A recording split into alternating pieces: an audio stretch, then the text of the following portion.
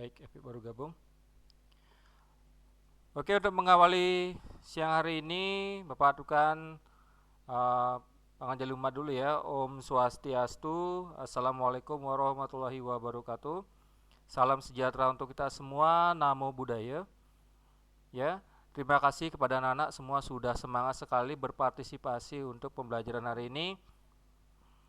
Ya, hari ini Bapak akan memberikan materi, yaitu yang pertama dari prinsip dasar kerajinan bahan keras, kemudian jenis dan karakteristiknya. Bapak minta waktu 20 menit saja untuk menghemat kuota.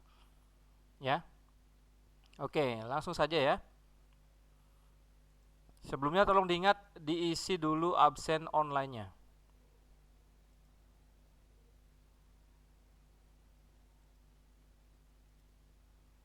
Oke, gimana, sudah kelihatan presentasi Bapak ini? Sudah, oke. Ya, sabar dulu, ini ada yang baru mau bergabung lagi.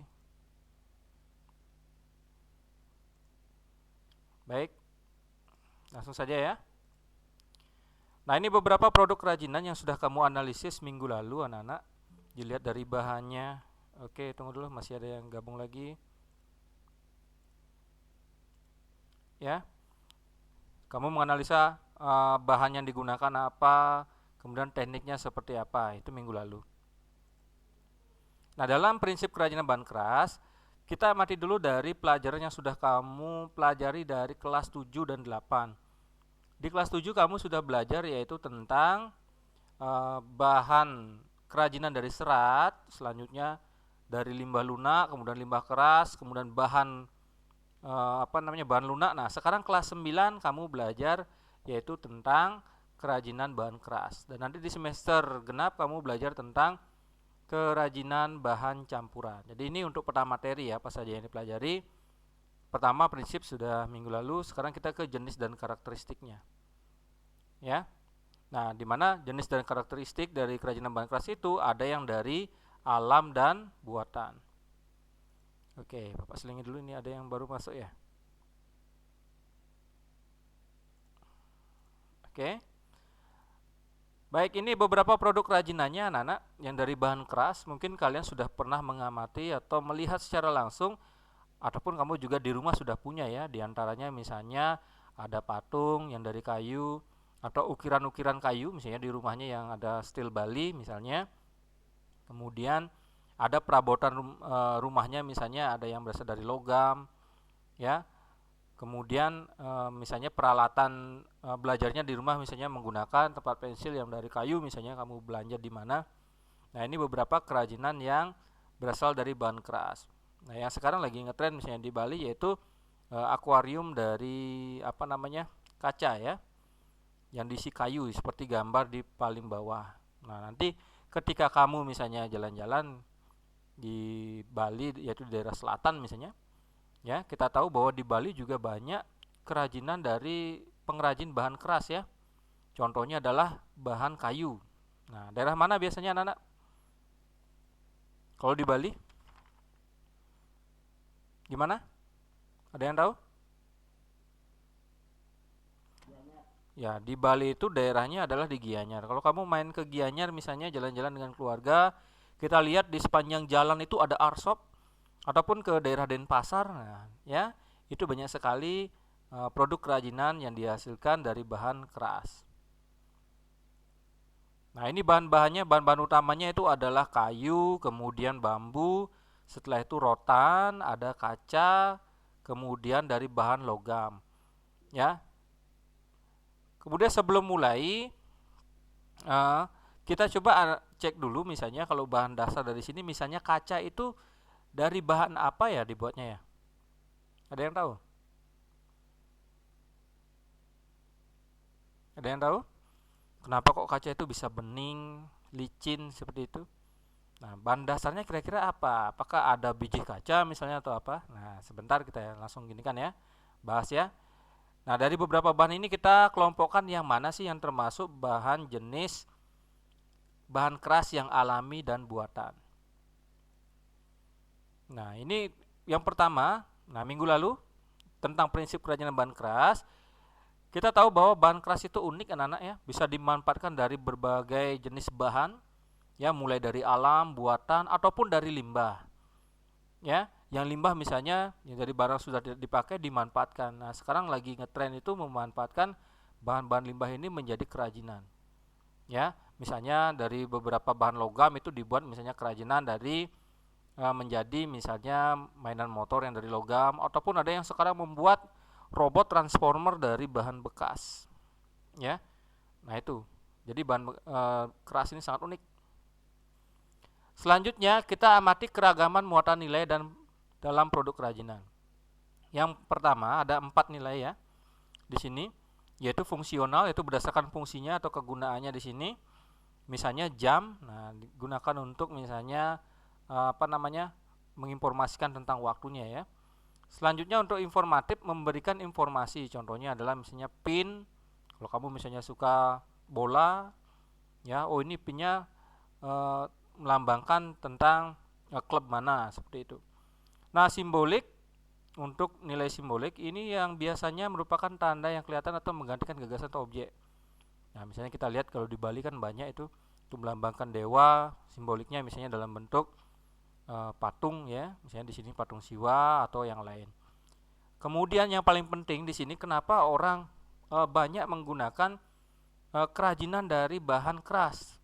Itu ada namanya nilai prestise, anak-anak. Kalau kamu perhatikan, kenapa kok orang tuh suka sekali sih menggunakan misalnya kalung emas, ya, anting emas, kemudian menggunakan misalnya cincin yang dari emas, ya. Nah, supaya heran, oh ternyata emas ini mempunyai nilai namanya prestise, ya. Supaya apa? Nilai ini menandakan bahwa orang itu misalnya supaya menjadi lebih terhormat, misalnya lebih berwibawa, ya. Makanya kalau orang tuh berlomba biar dia kelihatan lebih berwibawa dan lebih terhormat, nah mereka menggunakan perhiasan yang dari emas. Ya, itu namanya nilai prestise. Nah, kemudian untuk aspek rancangan produk kerajinan ini harus memperhatikan beberapa faktor ya yang perlu diingat. Sekarang kerajinannya ini adalah kerajinan bahan keras. Tidak bisa misalnya langsung menggunakan tangan, anak-anak ya.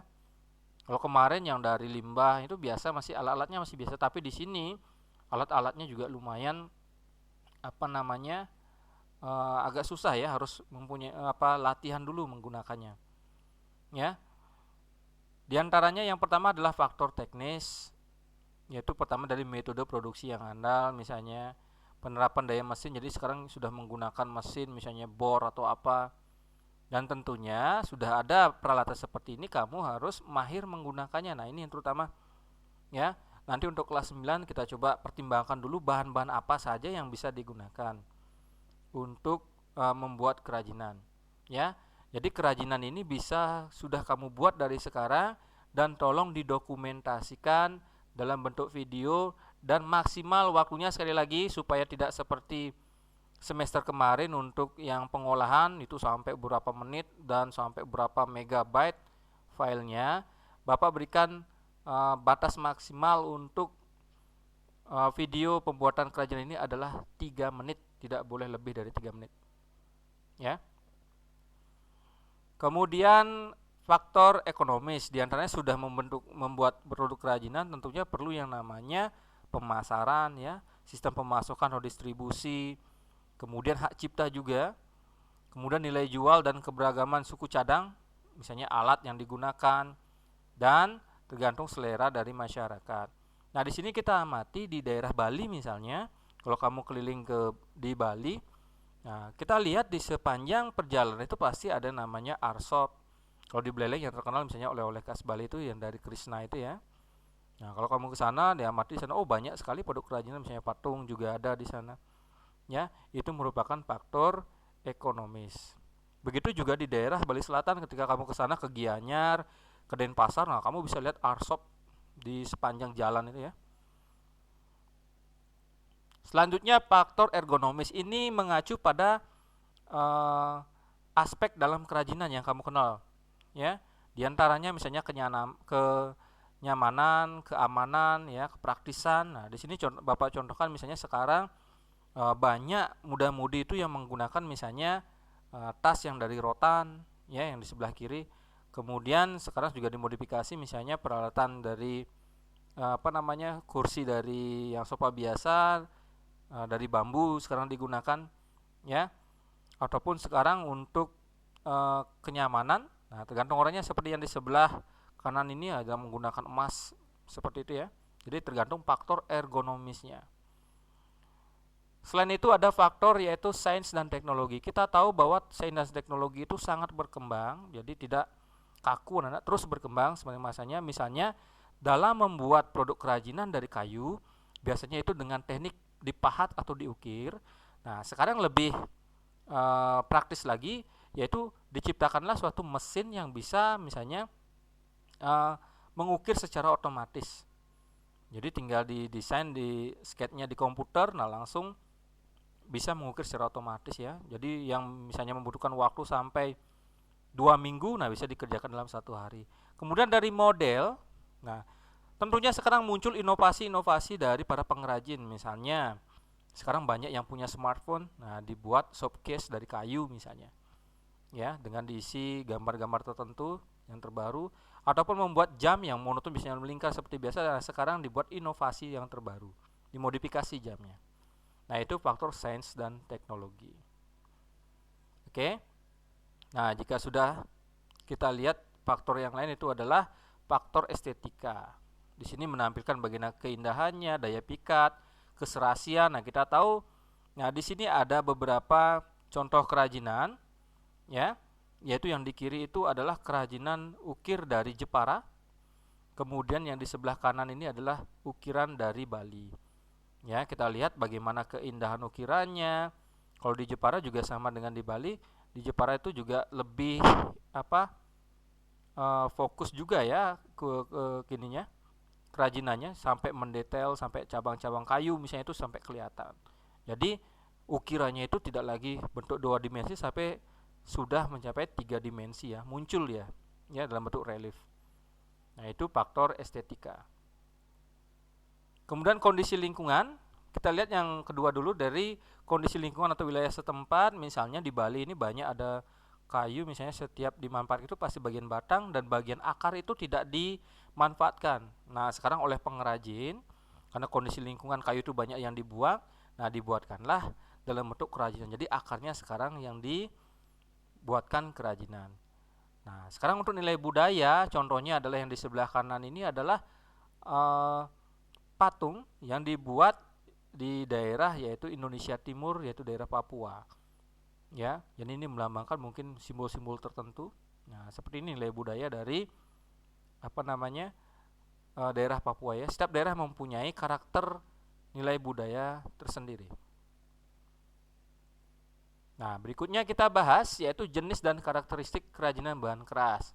Nah, bahan keras itu dibedakan menjadi 2 jenisnya ya, dari alam dan dari buatan.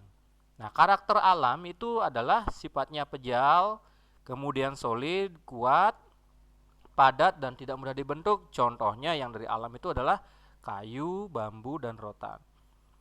Kemudian yang buatan ini hasil campuran ya.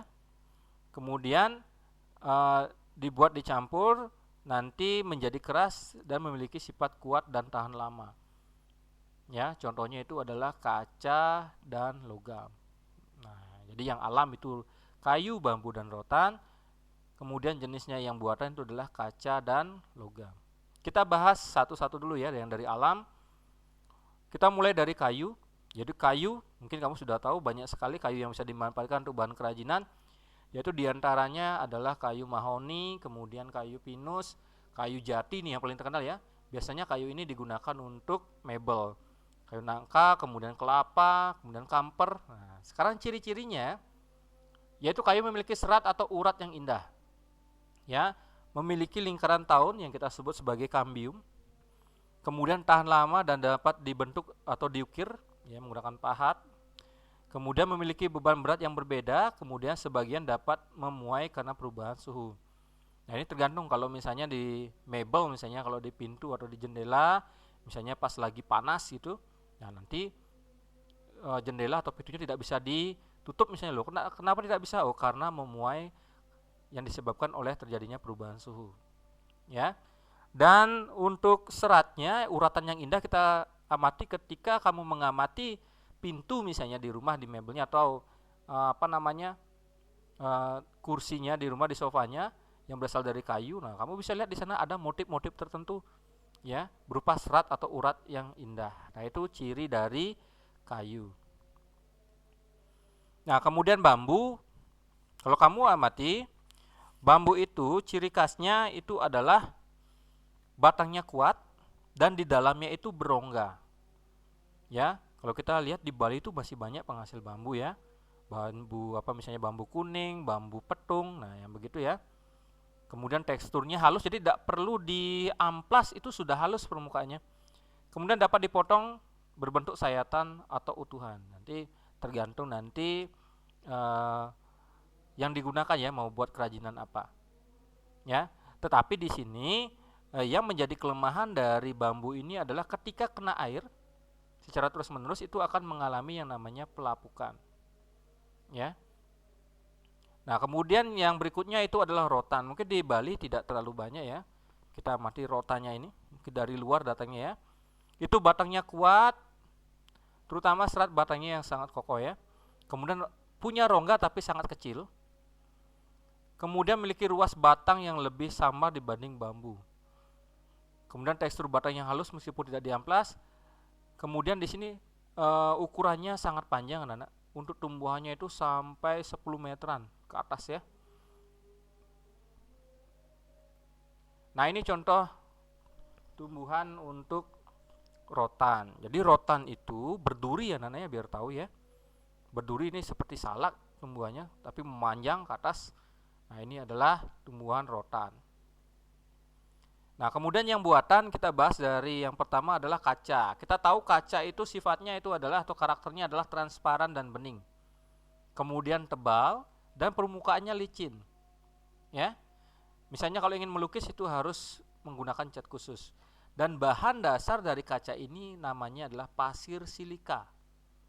Ya. Inilah bahan dasar yang digunakan untuk pembuatan kaca. Dan yang terakhir itu adalah logam. Kita tahu logam ini banyak sekali digunakan oleh masyarakat ya, tentunya untuk menggambarkan prestisenya atau kewibawaan atau kehormatannya. Ya, misalnya di masyarakat banyak menggunakan misalnya cincin emas, kemudian kalung emas ya, dan perhiasan yang lain. Nah, itu yang berasal dari logam. Nah, ciri-cirinya itu warnanya ada yang perbedaan warna, ada yang perak, emas ya, bentuknya ada yang tebal dan berat. Kemudian kelemahannya dari logam ini adalah mudah terkorosi atau mengalami yang namanya pengkaratan. Ya. Nah, sehingga perlu dilapisi atau dicat. Kalau untuk yang lebih bagus biasanya harus dilapisi dengan krom atau emas murni. Semakin besar karatnya misalnya, emasnya itu semakin bagus. Ya. Oke, itu untuk hari ini. Jika anak-anak mempunyai pertanyaan, Bapak silahkan ketik di kolom komentar. Bapak beri waktu 2 menit sebelum kita masuk ke psikologi. Silakan. Ada pertanyaan anak-anak? Ini ada chat. Oh, jauh. Gimana, ada pertanyaan? Silakan ketik di kolom komentar. Tidak? Apa langsung ke psikologinya? Gimana? Kedengaran suara Bapak anak-anak? Oke. Baik, jika tidak ada pertanyaan, mohon sebentar segera kerjakan LKS ya. Dan penugasan jangan sampai telat, terakhir jam 11.59 WITA malam. Ya. Nanti ya jam 23.59 terakhir. Mohon dikerjakan hari ini supaya cepat. Nanti sebentar Bapak, ini ada yang minta PPT, nanti sebentar Bapak share di materi ya. Sabar dulu ya untuk PPT-nya ya. Oke, jika tidak ada pertanyaan, mari kita akhiri pembelajaran hari ini dengan mengaturkan para mesanti. Om Santi Santi Santi Om. Assalamualaikum warahmatullahi wabarakatuh. Salam sejahtera untuk kita semua. Namo Buddhaya, salam. Baik anak-anak, bisa langsung close dari ini. Ada pertanyaan dulu, Nyoman Satya? Tidak? Baik, jika tidak, Silakan bisa close dari meeting, langsung kerjakan di psikologi. Baik, selamat siang semua. Ya, terima kasih sudah berpartisipasi hari ini anak-anak ya. Silakan langsung akses psikologinya, jangan sampai telat mengerjakan penugasan dan diskusi. Oke, silakan.